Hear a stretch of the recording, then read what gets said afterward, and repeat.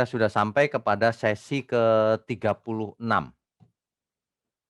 Ini malam ini topiknya sangat menarik, tangga ke surga. Manusia berusaha mencari tangga itu dalam berbagai bentuk. Ada yang mencari air terjun yang membuat hidup kekal, ada yang mencari lewat berbagai cara. Ada yang mencari dewa dan sebagainya. Seorang saintis mencari lewat genetika engineering, rekayasa genetik.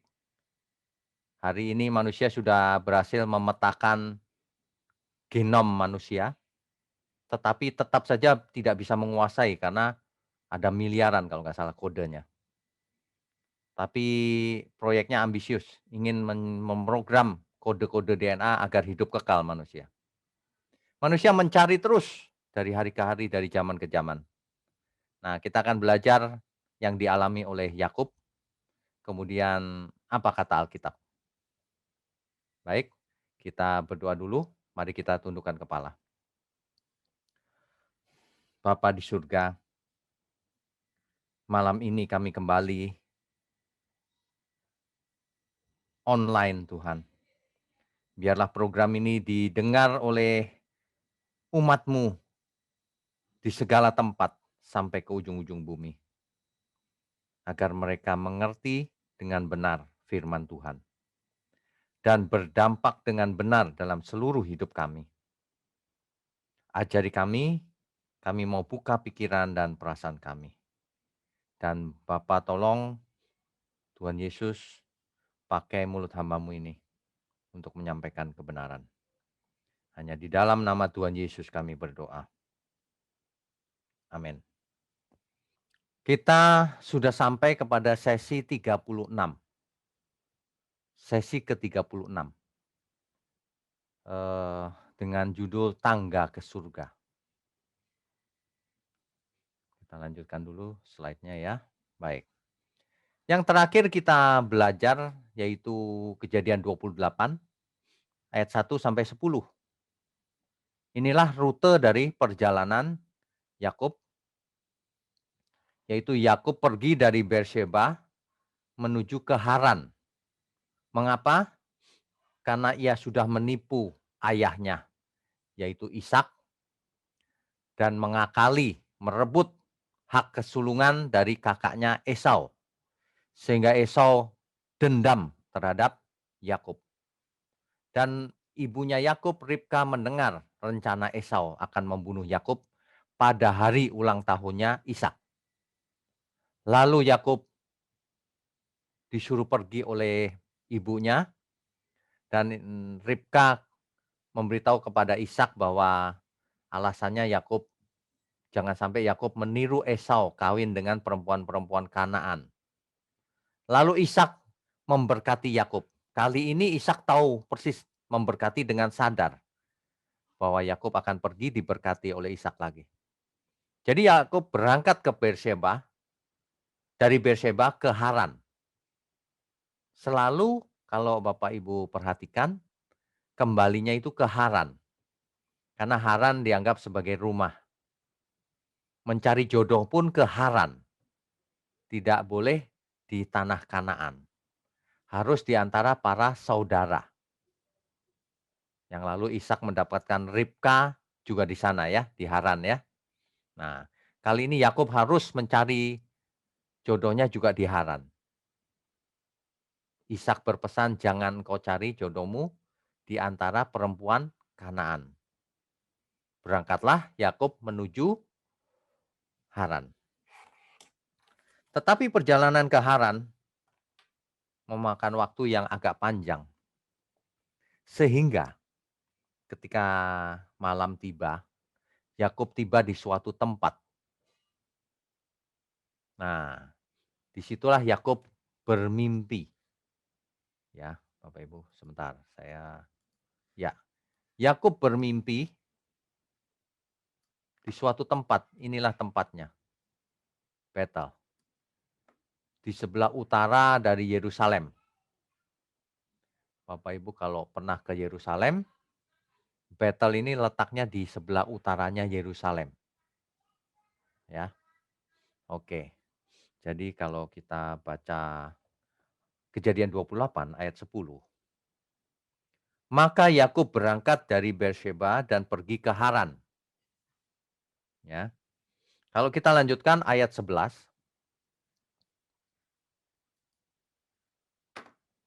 rupanya dalam perjalanannya menuju Haran dari Beersheba, Yakub mampir di Betel. Setelah Yakub menipu ayahnya, yaitu Ishak, dan merebut hak kesulungan dari kakaknya, yaitu Esau, maka oleh ibunya, yaitu Ribka, dan didukung oleh Ishak, bahkan Ishak kali ini memberkati Yakub dengan sadar, maka Yakub meninggalkan rumahnya menuju Haran, rumah pamannya, yaitu Laban, rumah pamannya, saudara dari Ribka, adik laki-laki daripada Ribka, ya. Kejadian 28 ayat 11, ia sampai di suatu tempat dan bermalam di situ. Rupanya sudah malam, ya. Kemungkinan besar Yakub berjalan kaki atau naik unta, kita tidak tahu. Tetapi ia sampai di situ, suatu tempat yang di kemudian hari kita tahu namanya Betel, Betel, ya, artinya rumah Allah. Nah, karena matahari telah terbenam, ia mengambil sebuah batu yang terletak di tempat itu dan dipakainya sebagai alas kepala.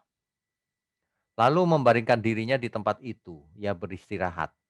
Mungkin capek juga ya seharian. Ia beristirahat dan ia tertidur. Nah, ini dia. Baru kisah ini berlanjut. Maka bermimpilah ia. Yakub dalam tidurnya ia bermimpi. Di bumi ada didirikan sebuah tangga yang ujungnya sampai di langit. Dan tampaklah malaikat-malaikat Allah turun naik di tangga itu. Yakub dalam mimpinya melihat ada tangga yang menghubungkan bumi dan langit atau surga. Dan di situ ada malaikat yang naik turun di tangga itu. Artinya dari langit, dari surga ke bumi dan balik lagi. Ayat berikutnya, ayat 13. Berdirilah Tuhan di sampingnya dan berfirman, akulah Tuhan, Allah Abraham, nenekmu, dan Allah Ishak. Tanah tempat engkau berbaring ini akan kuberikan kepadamu dan kepada keturunanmu. Rupanya tanah di mana Yakub tertidur itu akan diberikan kepada Yakub dan keturunannya. Di ayat 13 ini ada lost in translation lagi, Bapak Ibu. Terjemahannya harus dijelaskan lebih lanjut. Berdirilah Tuhan di sampingnya. Seolah-olah Tuhan ada di bumi di sampingnya Yakub gitu. Bukan, ya. Kalau kita cek teks asli Alkitab dalam bahasa Ibrani, di situ dipakai kata alau. Alau itu artinya above it, di atasnya.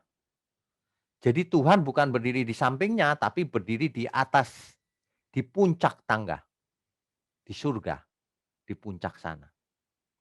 Jadi Bapak Ibu mengerti ya mimpinya Yakub ya. Berdirilah Tuhan di atasnya, di ujungnya, di tangga itu. Begitu ya, yang ada di surga. Dan berfirman, akulah Tuhan, Allah Abraham nenekmu dan Allah Ishak. Memperkenalkan diri secara langsung Tuhan lewat mimpi. Bahwa itulah janji Tuhan. Nah, oke, kita lanjutkan dulu. Ya. Ayat 12, maka bermimpilah ia. Di situ saya highlight ada sebuah tangga yang ujungnya sampai di langit. Jadi tadinya tidak ada tangga itu sekarang ada, yang menghubungkan antara bumi dan langit, begitu ya. Yang kedua ada malaikat naik turun, artinya pergi ke bumi, balik lagi ke surga, balik ke bumi, gitu ya. Oke, gambaran mimpi ini sengaja diberikan oleh Tuhan, sebab di zaman itu, kan itu zaman setelah Menara Babel tuh, tentu Yakub dan seluruh kaumnya itu tahu cerita itu. Sebab di zaman itu hubungan manusia dan yang ilahi atau dengan dewa-dewa seringkali digambarkan dengan adanya tangga yang menuju langit atau surga. Tuhan memakai bahasa dan budaya manusia untuk berkomunikasi loh. Bapak Ibu bisa bayangkan mimpinya Yakub. Tentu dengan memakai budaya hari itu. Bayangkan kalau Yakub bermimpi pakai pesawat terbang. Nggak mengerti dia. Yakub bermimpi pakai pesawat ulang-alik. Nggak mengerti. Makanya perhatikan baik-baik. Kalau seseorang bermimpi, pasti disesuaikan dengan apa yang ia mengerti. Nah, hari itu disesuaikan dengan tangga yang naik ke surga. Hari ini kita tentu tidak berpikir ada tangga yang sampai ke langit, mana ada. Tapi hari itu memang budayanya begitu, ada tangga, ya. Masih ingat dengan Menara Babel di Mesopotamia? Kita sudah membahas hal ini di sesi-sesi yang lalu dengan tema Menara Babel. Bapak Ibu yang belum mendengarkan silahkan mendengarkan melalui OBS atau langsung akses ke channel kita, GSKI Pantai Indah Kapuk, atau channel pribadi saya juga bisa, ya, ada kita taruh di 2 tempat, untuk memudahkan Bapak Ibu mengaksesnya. Nah, jadi kalau kita belajar Menara Babel, dahulu kita membayangkan Menara Babel itu bentuknya bulat terus ke atas begitu. Kan lukisan-lukisannya begitu. Ternyata tidak begitu sebenarnya. Dan juga tidak tinggi sampai menjulang ke langit, tidak. Tapi seperti Menara Babel yang di Mesopotamia, bentuknya adalah sebuah zigurat. Bapak Ibu yang belum tahu apa itu zigurat, nggak apa-apa, bisa mengulang sesi yang lalu yang berjudul, Menara Babel, tapi saya juga sertakan gambarnya di sini. Jadi manusia membangun Menara Babel atau sebuah zigurat, itu usahanya manusia mendekati langit. Usaha manusia untuk mencapai dewanya, untuk bertemu dengan sang ilahi di surga. Dengan cara membuat menara. Di menara itu untuk naik ke atas ada tangga-tangga yang menuju puncaknya. Nah, di puncak tangga itulah dianggap mencapai langit. Ya, coba kita lihat fotonya atau gambarnya. Ya, jadi kita semua ingat Menara Babel yang di Mesopotamia itu bentuknya adalah sebuah zigurat. Ya, zigurat ini menuju ke suatu puncak, di puncaknya itu ada penyembahan terhadap dewa. Jadi kalau orang naik ke puncak, dianggap sudah mencapai langit atau mencapai surga, bertemu dewanya. Itu maksudnya. Bukan mencapai langit, langit tinggi sekali, nggak ada bangunan mencapai langit. Hari ini pun bangunan tertinggi, Burj Khalifa, ya segitu, masih belum apa-apa kalau dibandingkan langit. Ya, ini suatu istilah atau ekspresi mencapai langit. Menara yang puncaknya mencapai langit, mencapai surga. Rupanya di puncaknya itu ada kuil penyembahan berhala. Mereka mereka merasa sudah mencapai surga. Begitu ya. Itu konteksnya ternyata begitu. Oke, nah ini dia. The Tower of Babel, Menara Babel. Ternyata bentuknya seperti ini. Jadi ada tangganya dari bawah menuju ke atas, puncaknya dinamakan bangunan ini dinamakan zigurat. Kuilnya itu dibangun di atasnya, di paling atas, yaitu ini dia, puncaknya. itu berupa kuil, disitulah orang yang naik dari tangga ini mau bertemu sang dewa dan mempersembahkan sesuatu di sana. Dan dewanya dipercaya ada di sana. Mereka merasa mencapai surga kalau sudah sampai di situ, bertemu sang yang ilahi. Seolah-olah begitu, bertemu dengan dewa mereka. Di zaman Mesopotamia, hari ini Irak, Irak kuno atau Mesopotamia, itu dewanya salah satunya Babylon punya dewa yang namanya Marduk, dewa Marduk. Dan di zaman itu, di kota Babel, itu zigurat nggak hanya satu, banyak rupanya. Banyak penyembahan terhadap berhala. Dunianya pagan waktu itu, ya, penuh dengan penyembahan berhala atau dewa-dewa. Nah, ini menyebabkan, semua orang tahu hal itu, budaya hari itu, ya. Nah, kita lanjutkan dulu.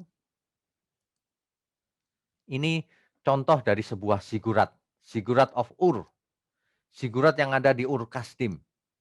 Kita sudah bahas ini di pertemuan kita yang lalu, yang judulnya Menara Babel itu. Bapak Ibu bisa ulangi sesinya, ya. Ziggurat of Ur, perhatikan tangganya. Tangga ini menuju ke puncak dan di puncaknya ada kuil. Cuma kalau Bapak Ibu sekarang ke lokasi ini, kuil yang di puncaknya sudah tidak ada. Mungkin dibongkar atau bagaimana, tapi ini bentuknya masih ada dan dibuat dari batu bata. Jadi di sekitar, zaman itu ternyata sudah ada teknologi batu bata.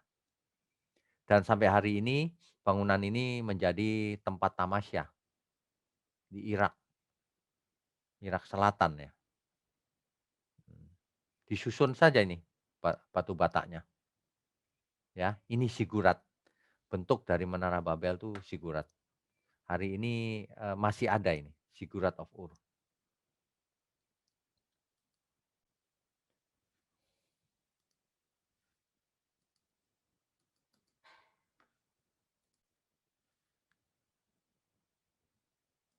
Ya. Berikutnya mimpi Yakub, itu ayat 12 sampai 15.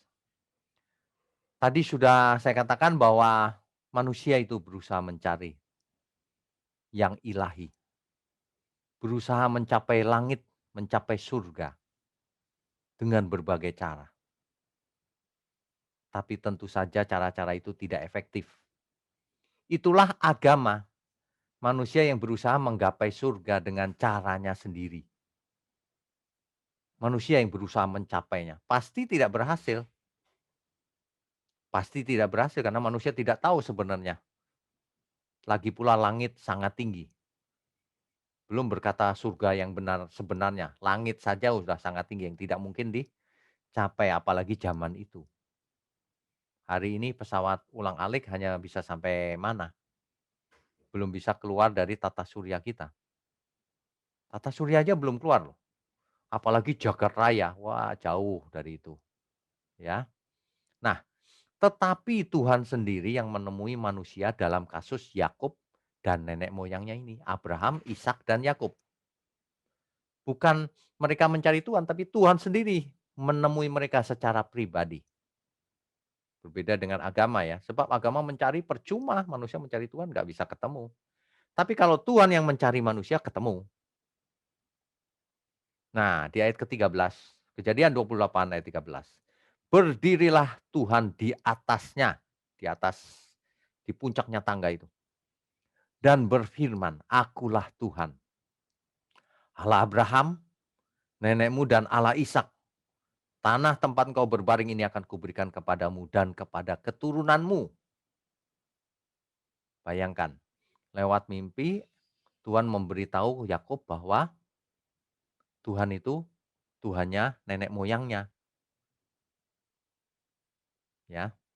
Dengan demikian Tuhan menegaskan bahwa sebenarnya yang ada di puncak atau di surga itu adalah Tuhan sendiri. Bukan dewa-dewa yang diciptakan manusia. Dan menyatakan diri dengan nyata sebagai Allahnya Abraham, Ishak dan kemudian Yakub. Begitu Bapak Ibu, kita teruskan. Nah, di sini kita melihat ada janji Tuhan yang disampaikan oleh Tuhan langsung. Tuhan menyatakan identitas dirinya. Akulah Allah nenek moyangmu, Allahnya Ishak kepada Yakub, ya. Dan mengulangi janji-janjinya kepada nenek moyang Yakub yang dulu itu, yaitu tentang menjadi bangsa yang besar. Namamu masyhur dan menjadi berkat. Itu berkat buat Abraham kan juga begitu. Memberkati orang-orang yang memberkati engkau dan mengutuk orang-orang yang mengutuk engkau. Ini sangat penting loh. Orang yang memusuhi garis keturunan Mesias, hari ini orang-orang yang ikut dalam pekerjaan Tuhan, orang-orang yang punya iman yang benar, orang-orang pengikut Kristus, barang siapa memberkati mereka, yang memberkati akan diberkati. Jadi kalau orang berbuat baik, maka Tuhan akan berbuat baik kepada mereka. Tapi kalau orang bukan mengutuk sebenarnya, orang anggap enteng saja, dihancurkan Tuhan, dikutuk Tuhan orang itu. Jadi jangan jangan anggap enteng pekerjaan Tuhan. Jangan anggap enteng kesempatan yang ada pada kita ini, ya. Memiliki keturunan seperti bintang di langit dan memiliki negeri itu, yaitu Kanaan maksudnya. Oleh keturunanmu semua bangsa akan mendapat berkat. Nah, itu adalah janji-janji yang disampaikan oleh Tuhan langsung kepada nenek moyang Yakub. Itu dicatat di Kejadian 12 ayat 2 sampai 3 dan Kejadian 26 ayat 3 sampai 4, ya. Nah, sedangkan di ayat Kejadian 28 ayat 14, keturunanmu akan menjadi debu seperti debu tanah banyaknya. Jadi diulang janji itu, diingatkan Yakub. Yakub pasti sudah mendengar janji-janji itu dari ayahnya Ishak. Nah, tapi diulangi oleh Tuhan dalam mimpi itu. Seperti debu tanah banyaknya. Dan kau akan mengembang ke sebelah timur, barat, utara, dan selatan. Dan olehmu serta keturunanmu semua kaum di muka bumi akan mendapat berkat. Itulah janji Tuhan. Yang ayat 15. Sesungguhnya aku menyertai engkau dan aku akan melindungi engkau kemanapun kau pergi. Dan aku akan membawa engkau kembali ke negeri ini. Jadi Yakub akan pergi ke Haran. Tuhan berjanji melindunginya. Sampai akhirnya Yakub nanti akan kembali lagi. Ya, sebab aku tidak akan meninggalkan engkau, melainkan tetap melakukan apa yang kujanjikan kepadamu. Tuhan pegang janji. Jadi dalam hal ini Tuhan intervensi langsung secara aktif. Kedaulatan Tuhan tentunya. Ya, oke, kita lanjutkan.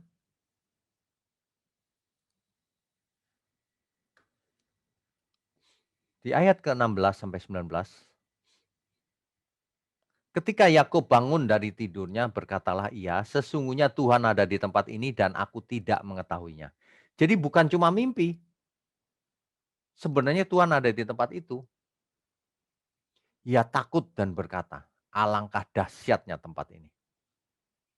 Ini tidak lain dari rumah Allah. Nah, inilah asal kata Bet-El. Orang menyebut di sini Betel ya. Bet-El, rumah Allah. El, Elohim, El. Bet itu rumah, El itu Allah, rumah Allah. Nah, inilah pintu gerbang surga, portalnya surga, jalan menuju surga. Mengapa? Di situ tadi Yakub melihat tangga itu. Tentu saja itu bukan harafiah. Tangga itu tidak ada, saudara. Tentu saja itu komunikasi dari Tuhan. Figuratif. Nanti kita akan lihat apa maksudnya tangga itu. Di dalam mitos kuno Mesopotamia, seperti tadi sudah saya bahas, ketika Allahnya mereka atau Allah asing atau dewa turun ke bumi, maka lokasi di mana dewa atau Allah asing itu turun dianggap suci atau keramat. Lokasi itu menjadi lokasi tempat istirahat Allah atau dewa. Itu pengertian mitos kuno Mesopotamia. Nah, Yakub bangun dari tempat itu sadar bahwa ia ada di lokasi di mana Tuhan hadir.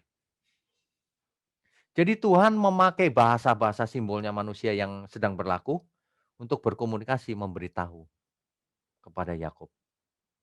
Yakub takut. Lalu Yakub mendirikan tugu dari batu sebagai monumen, peringatan, batu peringatan, atau tanda lokasi juga bisa. Supaya orang lain atau dirinya sendiri kalau kembali ke tempat itu tahu dulu itu ada di lokasi yang mana. Tanda lokasi. Menuangkan minyak di atasnya tanda bahwa ia mengingat kehadiran Tuhan. Jadi tum tumpukan batu itu bisa jadi monumen, tugu peringatan, tanda lokasi, tapi juga bisa menjadi mezbah di mana, dulu nenek moyang Yakub mempersembahkan persembahan di sana. Nah, jadi juga berfungsi sebagai mezbah, ya. Ia menamai tempat itu Bet-El karena disitulah rumah Allah atau pintu gerbang surga atau portal ke surga, ya. Dahulu nama kota itu Luz. Sebenarnya namanya Luz, cuma dinamai Bet-El oleh Yakub. Luar biasa ini, Bapak Ibu. Jadi kalau kita Yakub melihat portal surga, pintu gerbang ke surga. Waduh, ini pelajaran yang sangat mahal. Mengapa? Karena semua orang ingin meraih surga, tapi tidak tahu bagaimana caranya dan tidak tahu alamat surga ada di mana. Dan perlu diingat, hari itu hubungan Bapa dan umat manusia putus karena dosa. Karena dosa yang terjadi di Eden mula-mula. Tidak ada hubungan antara bumi dan langit. Putus hubungannya karena dosa. Ya. Oke, kita lanjutkan dulu. Nah, di ayat berikutnya, ayat 20 sampai 22, di situ dikatakan bahwa tentang nasarnya Yakub, ya. Tentang apa? Nasarnya Yakub. Yakub bernasar bahwa isi daripada nasarnya itu ini. Kita baca dulu dari ayat ke-20. Lalu bernasarlah Yakub, jika Allah akan menyertai dan akan melindungi aku di jalan yang kutempuh ini, memberikan kepadaku roti untuk dimakan dan pakaian untuk dipakai, sehingga aku selamat kembali ke rumah ayahku, maka Tuhan akan menjadi Allahku. Inilah nasarnya Yakub. Biasa kalau nasar itu bentuknya bagaimana?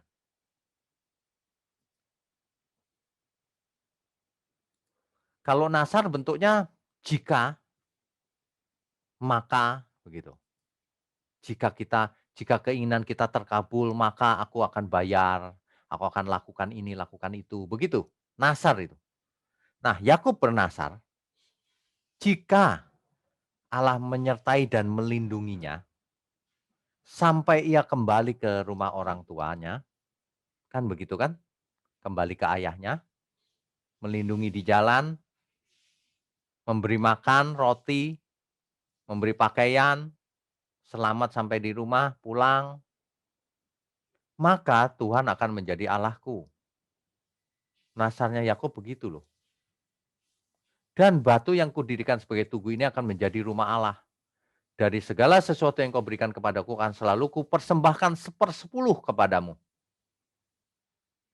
Waduh, ini tidak patut ditiru ya Bapak Ibu ya. Kalau kita berhubungan dengan Tuhan, tidak boleh pakai kondisi. Kalau engkau kasih aku Tuhan berkati, maka aku kasih perpuluhan. Kalau kau berkati aku Tuhan, maka aku akan rajin ke gereja. Kalau engkau berkati aku Tuhan, maka aku akan jadi orang baik. Kalau engkau berkati aku Tuhan, aku akan sumbang gereja. Waduh, itu nggak boleh Bapak Ibu. Ini nasarnya Yakub ini Kita mesti maklum itu zaman perjanjian lama di awal-awal sekali. Kita harus belajar Alkitab bukan tertinggal di perjanjian lama. Harus maju terus sampai ujung perjanjian baru. Sampai belajar kepada Yesus, Tuhan Yesus. Sampai ke kitab Wahyu. Belajar tidak boleh hanya perjanjian lama. Nanti akibatnya bisa meleset. Kalau orang cuma baca hal ini, waduh boleh ya Pak Nasar. Begitu seolah-olah.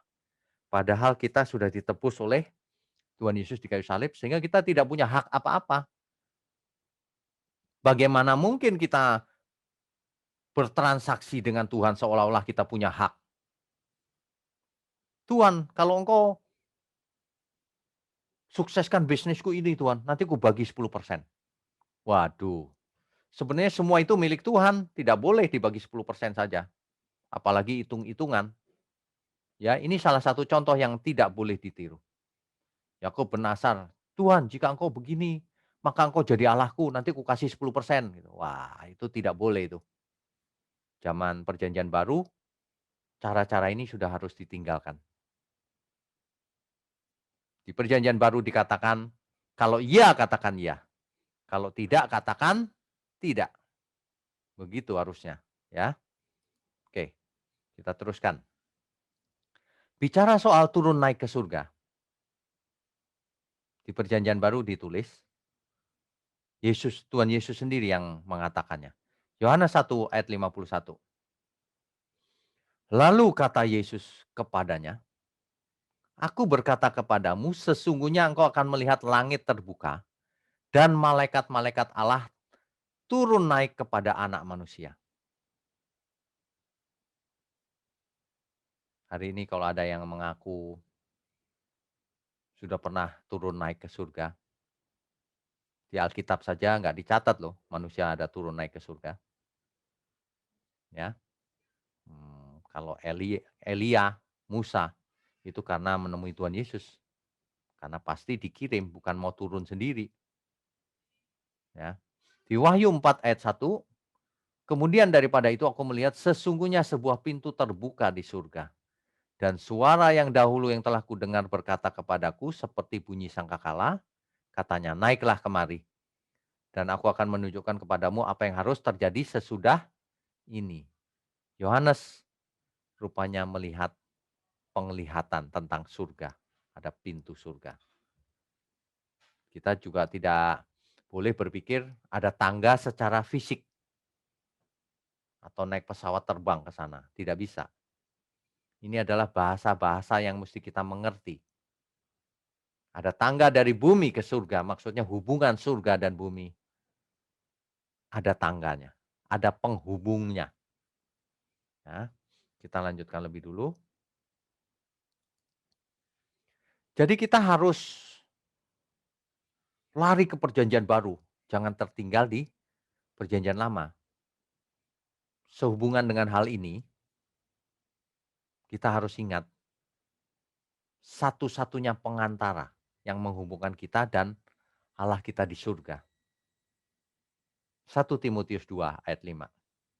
Karena Allah itu Esa, Bapak Ibu kalau baca ingat harus mengerti konteksnya. Karena Allah itu Esa, Allah di sini siapa maksudnya? Theos di sini siapa? Tentu saja Theos di sini atau Allah di sini adalah Allah Bapa, bukan Tuhan Yesus.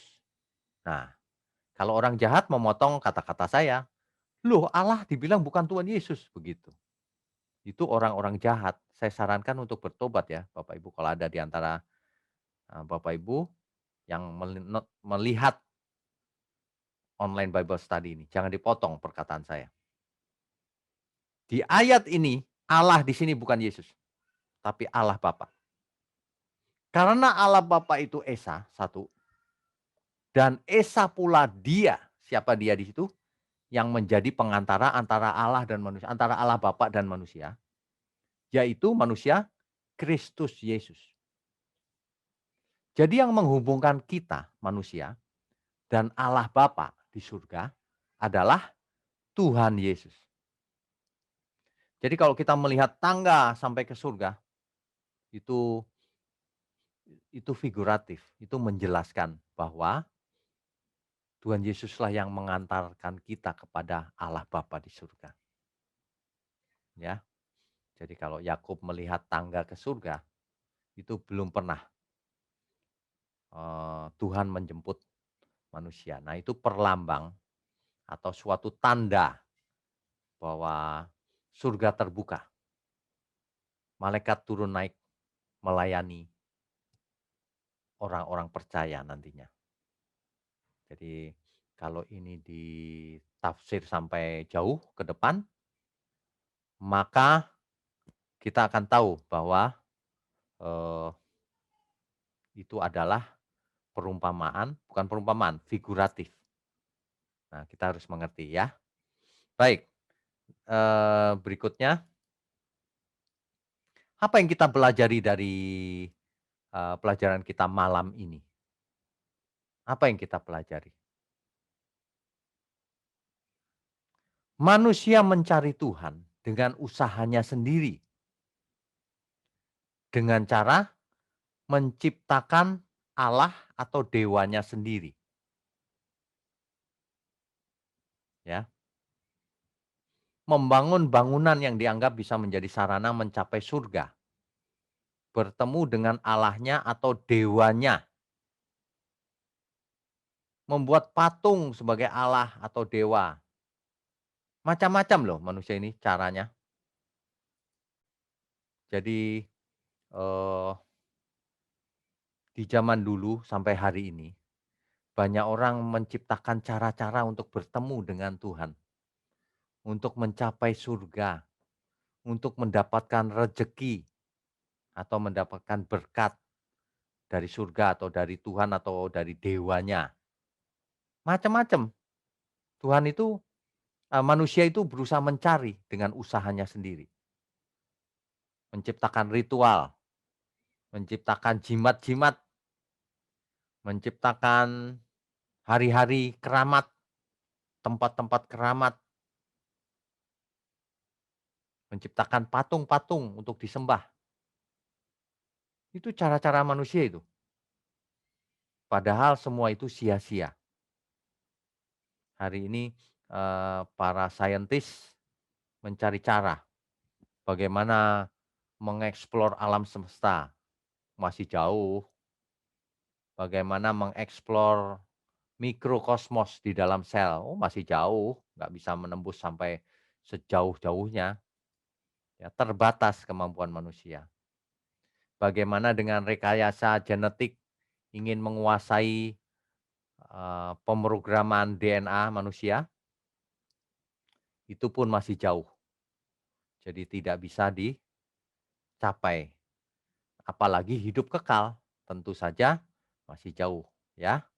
Nah, mmm, kita kembali ke slide tadi, coba kita lihat.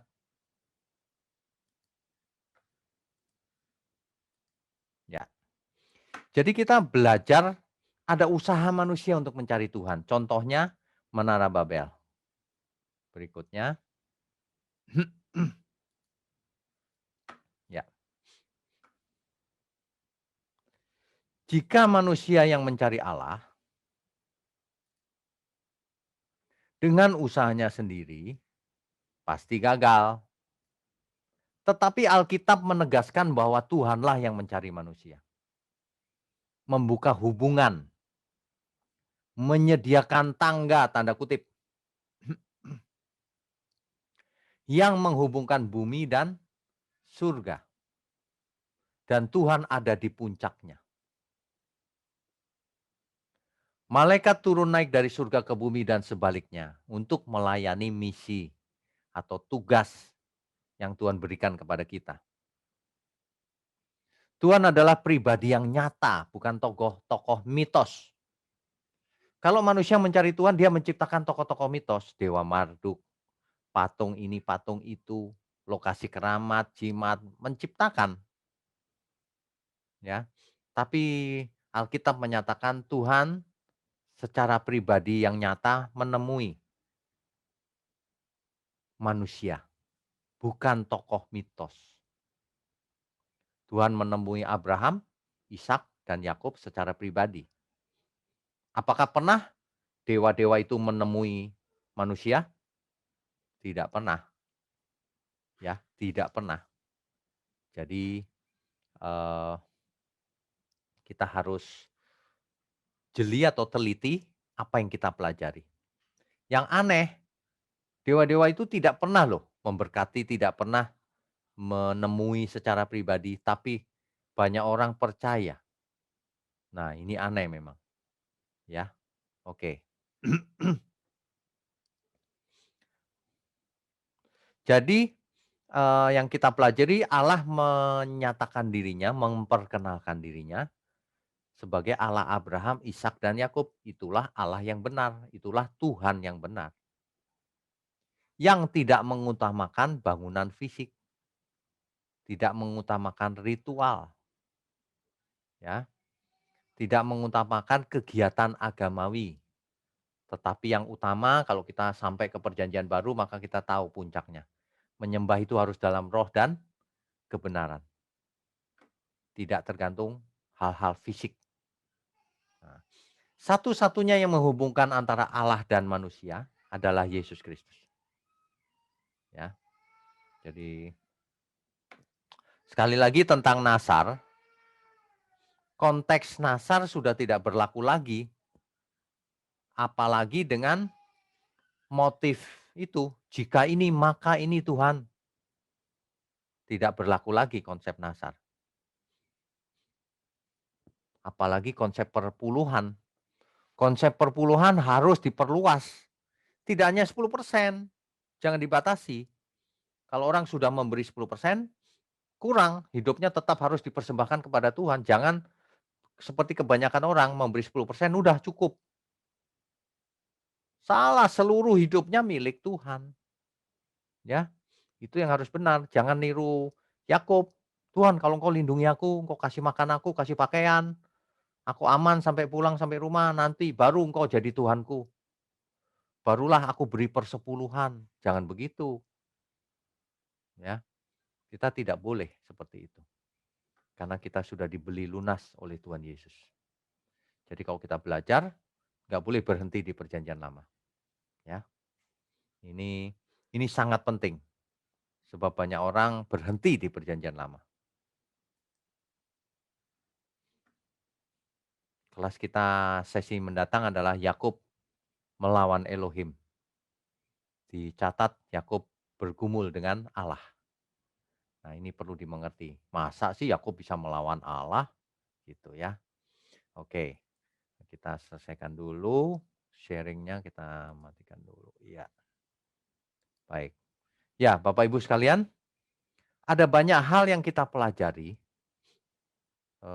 Jangan berhenti di perjanjian lama ya. Jadi sebenarnya Yakub melihat tangga yang bisa sampai ke surga itu bukan seperti selama ini yang terjadi. Dulu maksudnya. Dulu banyak orang membangun bangunan dengan tangga yang tinggi sampai menuju ke kuil di atasnya, mau mencapai surga gitu. Surga-surgaan maksudnya, mau mencapai yang ilahi, ya dewa-dewaan ciptaan manusia. Nah, manusia yang membangun. Tapi ini dalam pernyataan Tuhan lewat mimpi kepada Yakub, Tuhanlah yang menyediakan tangga itu. Wah, ini luar biasa loh. Tuhan menyediakan tangga, Bapak Ibu. Jadi eh, tangga ini ternyata pengantara itu adalah Kristus, tidak ada yang lain. Jadi yang membuka hubungan antara bumi dan surga itu Kristus. Nah, kalau kita cuma berhenti di perjanjian lama kan nggak sampai di sana. Jangan, belajar jangan seperti itu. Dituntaskan saja supaya kita tidak salah mengerti sehingga kita salah hidup. Ya, seperti biasa saya ingatkan, makanya jangan membuat kesimpulan itu berdasarkan satu dua ayat bahkan satu perikop. Harus berdasarkan seluruh Alkitab. Itulah yang kita pelajari kalau kita belajar di sekolah teologi dengan mata kuliah teologi sistematika. Berdasarkan Alkitab, seluruh Alkitab. Itulah gambar besar kebenaran. Jadi kebenaran nggak bisa dipelajari hanya sebagian kecil, tapi harus utuh dan itu akan membentuk gambar besar yang saling menunjang satu sama lain, saling menguatkan, saling menjelaskan, saling melengkapi. Ya, Bapak Ibu sekalian. Demikian kisah Yakub yang menuju ke Haran tapi berhenti di Betel. Di situ ia bermimpi mendapatkan wahyu lewat penglihatan lewat mimpi. Dan itu bukan cuma mimpi, memang Tuhan hadir di tempat itu. Nah, tempat ini akan menjadi eh, tempat yang menjadi peringatan. Kita akan melihat di sesi-sesi mendatang tempat ini masih disebut-sebut terus, yaitu Betel, rumah Allah, portal ke surga, tangga menuju surga. Itu figuratif, ya. Dan memang benar manusia bisa mencapai surga, tapi pengantaranya adalah Tuhan Yesus. Tidak ada pengantara lain, tidak ada cara lain. Amin ya Bapak Ibu sekalian. Amin.